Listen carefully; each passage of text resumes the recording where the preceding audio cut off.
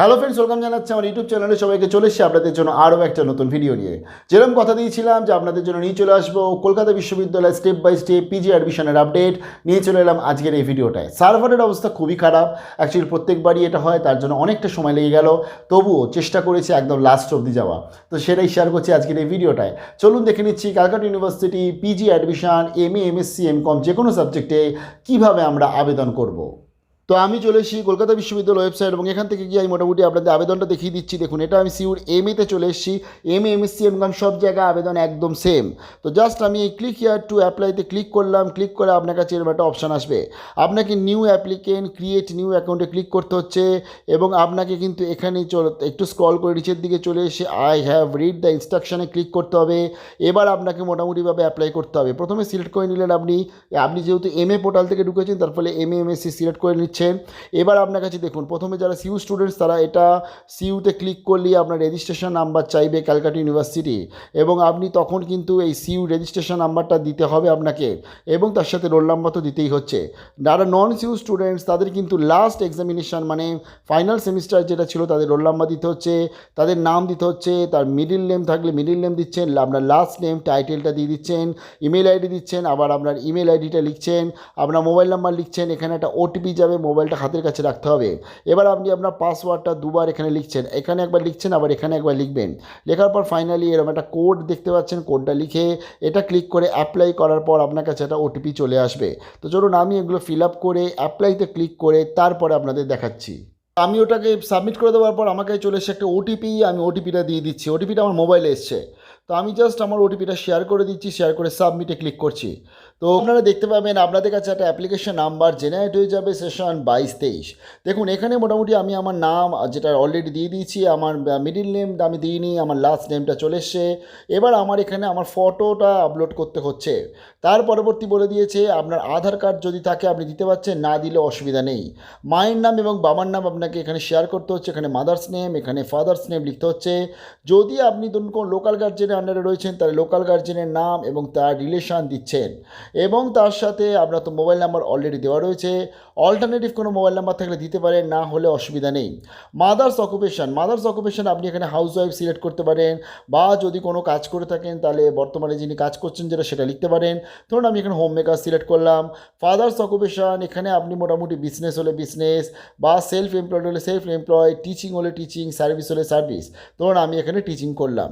Income পার ইয়ার এটা খুব important, কারণ ইনকাম পার ইয়ার আপনার কিন্তু এসবিএমসিএম বা স্টুডেন্টশিপের সাথে ওতপ্রোতযুক্ত, বা সঠিকটা লিখবেন। ধরুন আমি এখানে লিখলাম যে 1,20,000 টাকা, ঠিক আছে, আমি এরকম একটা দিলাম। আচ্ছা, তার পরবর্তী আমার কাছে বলেছে ডেট অফ বার্থ। তো ধরুন আমি একটা যে কোনো একটা জাস্ট ডেট অফ বার্থ আমি লিখে দিচ্ছি, আপনি যেটা সঠিক সেই ডেট অফ বার্থটাই কিন্তু দেবেন। তার পরবর্তী বলে দিয়েছে জেন্ডার আমি এখানে মেল করে দিলাম। ন্যাশনালিটি তো ইন্ডিয়ান রয়েছে।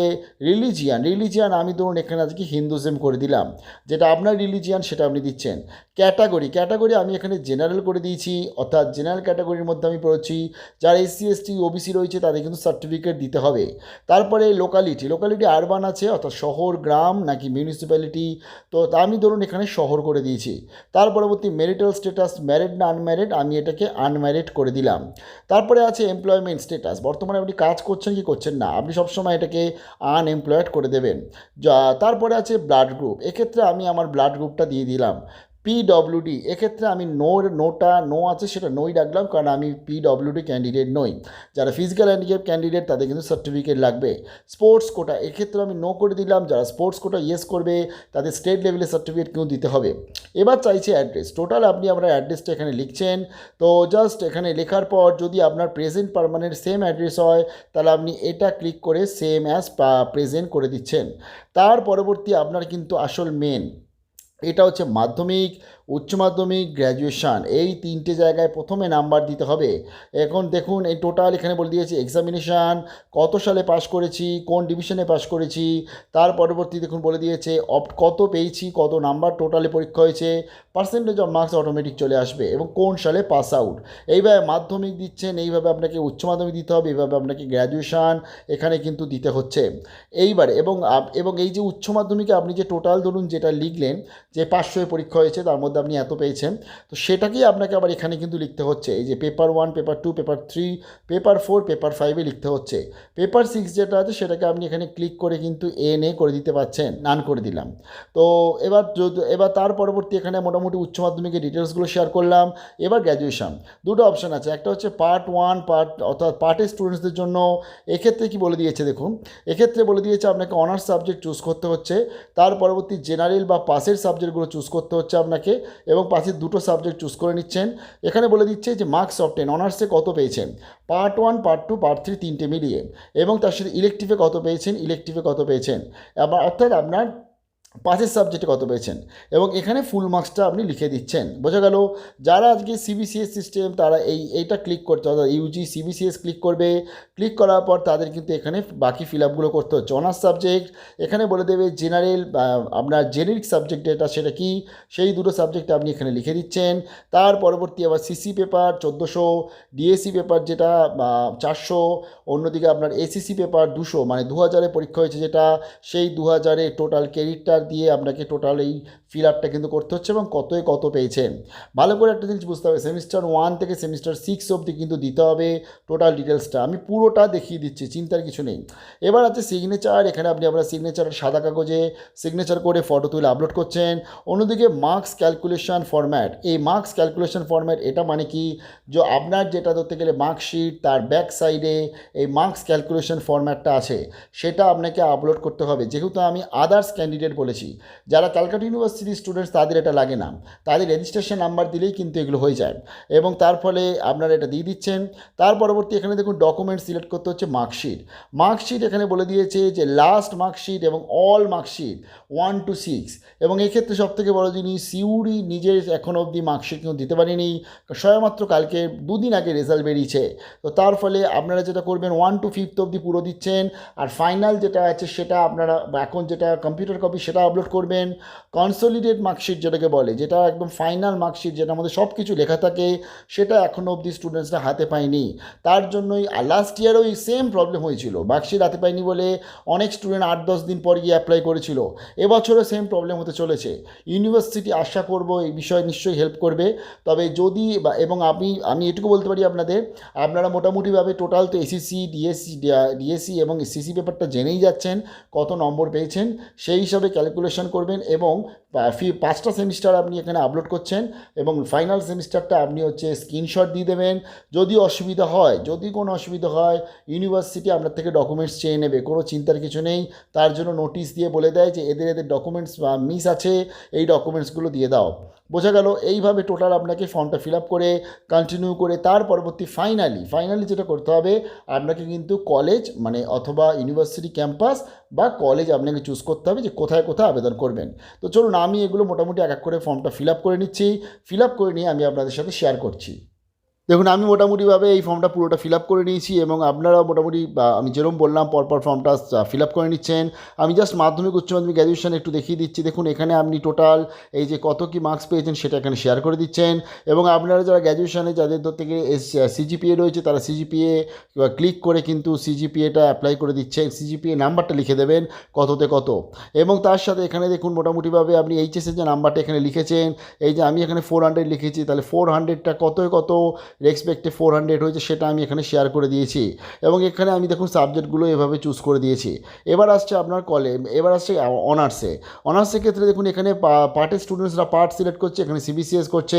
সিবিসিএসের এক্সপেক্টটা আমি মোটামুটি চুজ করেছি, যেমন দেখুন সিসি পেপার 1400, তার মধ্যে বলছি আমি 1000 মতন পেয়েছি, অর্থাৎ 1st to 6 মানে সেমিস্টার, মানে 6টা সেমিস্টার মিলে। অন্যদিকে 400 ডিএসসিতে আমি 250 মতন পেয়েছি, এবং 200তে আমি এসিসিতে 100 মতন পেয়েছি। এই যে ধরতে গেলে ক্রেডিট যেটা, এটা আপনি প্রত্যেকটা ধরতে গেলে মার্কশিটে পেয়ে যাচ্ছেন, এবং সিলেবাসেও থাকে আপনাদের সাথে। সাধারণত এক একটা সিসি পেপারে 6 করে মতন ক্রেডিট থাকে। এবং এখানে দেখুন আপনাকে তার সাথে ইলেকটিভ বলে দিয়েছে, অর্থাৎ যে জেনারিক পেপার যেটাকে বলে দিয়েছে, সেই রেসপেক্টে আমি যেমন বলে দিয়েছি 200, 400, তার মধ্যে আমি 100 করে পেয়েছি। এডুকেশন আর ইকোনমিক্স ছিল, আর আমার বাংলায় অনার্স ছিল বলে আমি মোটামুটিভাবে ফিল আপ করে নিয়েছি। এবং এখানে সিগনেচার দেবেন, মার্কস ক্যালকুলেশন ফরম্যাট যেটা আমি বললাম আপনার মার্কশিটের পিছনে পেয়ে যাচ্ছেন, অথবা আপনি কিন্তু আজকে আপনি জাস্ট গুগলে লিখবেন আপনার ইউনিভার্সিটির নাম দিয়ে, যেমন এটা বর্ধমান বিশ্ববিদ্যালয় আমি শেয়ার করছি, তো বর্ধমান বিশ্ববিদ্যালয় আপনার লিখবেন জাস্ট মার্কস ক্যালকুলেশন বলে আপনি পেয়ে যাচ্ছেন। সিউ স্টুডেন্টস এটা লিখতে হয় না। তার পরবর্তী দেখুন এখানে মার্কশিটটা আপনি পুরো 1 to 6 সেমিস্টার অবধি মার্কশিট এখানে আপনাকে আপডেট করতে হচ্ছে। দেওয়ার পর ফাইনালি এখানে আপনার এরকম একটা কোড আসবে, সেই কোডটা আপনি লিখছেন, লিখে আপনাকে করতে হবে কন্টিনিউ। তবে আমি সেভ অ্যাজ ড্রাফটে করে পুরো জিনিসটাকে ড্রাফট করে রেখেছি, সেভ করে রেখেছি। তো দেখুন আমি কন্টিনিউ করছি, তবে সার্ভার খুব প্রবলেম যাচ্ছে। যদি এটা ফাইনালি নিয়ে নেয় তাহলে তো খুব ভালো, কারণ মাঝে মাঝে কিন্তু অনেকটাই প্রবলেম হচ্ছে। যেমন দেখুন এখানে অনেক সময় দেওয়ার পরেও ফাইনালি প্রবলেম হচ্ছে। তো চলুন দেখা যাক এটা নেয় কি না। তো ফাইনালি দেখুন আমি চলে এসেছি, আমি কন্টিনিউতে ক্লিক করছি। যদি এটা নিয়ে নেয় তাহলে এর পরবর্তীতে আমাকে যেটা দেখুন নিয়ে নিয়েছে, ভেরি গুড। দেখুন এবার আমাকে যেটা চুজ করতে হচ্ছে সেটা হচ্ছে কোর্সের প্রেফারেন্স। দেখুন আমি বাংলা চুজ করেছি, বাংলা আমি চাইছি যে আমি প্রথমে ক্যাম্পাস রাখবো, তো আমি 1 নম্বরে ক্যাম্পাস রেখেছি, সিলেক্ট প্রেফারেন্স 1 রেখেছি। তার পরবর্তী দেখুন আমি আশুতোষ কলেজকে রাখতে চাইছি 2 নম্বরে, আমি 2 রেখেছি। তার পরবর্তী দেখুন আরেকটা কলেজ আমি রাখতে চাইছি, ধরুন আমি যে কোনো একটা রামসদয় কলেজ রাখতে চাইছি, এটাকে আমি রেখেছি 3 নম্বর। এইভাবে আপনি পরপর যতগুলো ইচ্ছা, মোটামুটি এখানে অনেক অপশান দেয়, সেগুলো আপনি সেইভাবে অপশান রাখতে পারেন এবং এটাকে তো বঙ্কিম সর্দার কলেজকে আমি রেখেছি 4 নম্বর।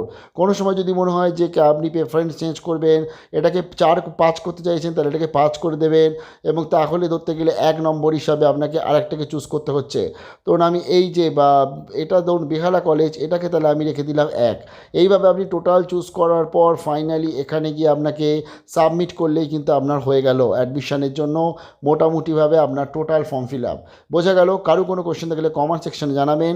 এবং টোটাল আমি আবার বলছি যে এই যে ধরতে গেলে সিজিপিএ যারা আছে তাদের সিজিপিএ দিয়ে করবেন, যাদের পার্সেন্টেজ আছে তারা পার্সেন্টেজ দিয়ে করবেন। তবে এই টোটাল সমস্ত কিছু কিউমুলেটিভ মার্কসের ক্ষেত্রেও মার্কশিটটা খুব প্রয়োজন হয়, যেহেতু ইউনিভার্সিটি এখনও অবধি সিইউ স্টুডেন্টস যারা বিশেষ করে মার্কশিট হাতে পায়নি, তাই আপনাদের নিজেদের ক্যালকুলেশন করে দিতে হবে। যদি কোনো কিছু ধরতে গেলে ডিউ থাকে বা কোনো মার্কশিট ডিউ থাকে বা কোনো কিছু, তাহলে পরবর্তী ইউনিভার্সিটি সেটা চেয়ে নেয়। ভালো থাকবেন, বেস্ট অফ লাক।